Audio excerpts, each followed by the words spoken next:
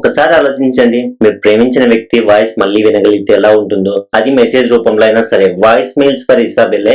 ఈ మూవీ మీకు కనెక్ట్ అవుతుందా లేదా అనేది చివరిలో చెప్తాను. మొదటి స్టోరీలోకి వెళ్దాం. ఈ మూవీ జూన్ 19, 2026 రిలీజ్ అయింది. ఓటీటీలో మల్టీ లాంగ్వేజ్ లో అయితే స్ట్రీమ్ అవుతుంది. రన్ టైం 1 hour 42 minutes ఉంది. బేసికలీ ఇది ఒక రామ్ కామ్. ఇంకా ముఖ్యమైన విషయం ఏంటంటే ఈ మూవీలో అడల్ట్ సీన్స్ ఏం లేవు. ఫ్యామిలీతో కలిసి హ్యాపీగా చూడొచ్చు. ఇప్పుడు కథలోకి వెళ్దాం. ఇసాబెల్లా అనే యువతి ఆకస్మికంగా ఒక వ్యక్తి జీవితం నుండి దూరం అయిపోతుంది. కానీ ఆ వ్యక్తికి మిగిలిపోయింది ఆమె వదిలి వెళ్ళిన వాయిస్ మెసేజ్లు మాత్రమే.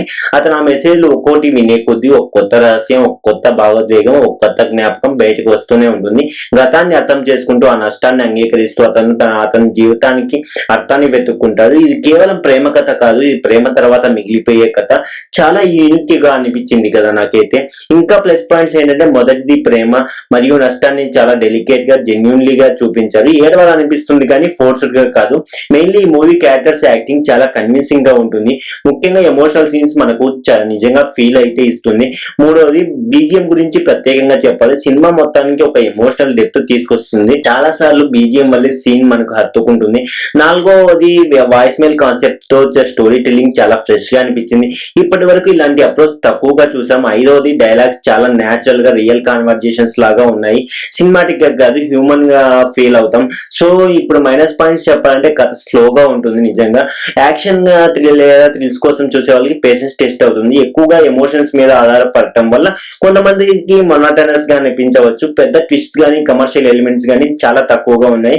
కథ చాలా ప్రెడిక్టబుల్ గా నడుస్తుంది. ఓవరాల్ గా చెప్పాలంటే వాయిస్ మెయిల్స్ ఫర్ ఇసాబెల్లా అనేది ప్రేమ, జ్ఞాపకాలు మరియు జీవితంలో మనం కోల్పోయిన వ్యక్తుల విలువలను చాలా అందంగా చూపించే ఒక జెంటిల్ ఎమోషనల్ డ్రామా.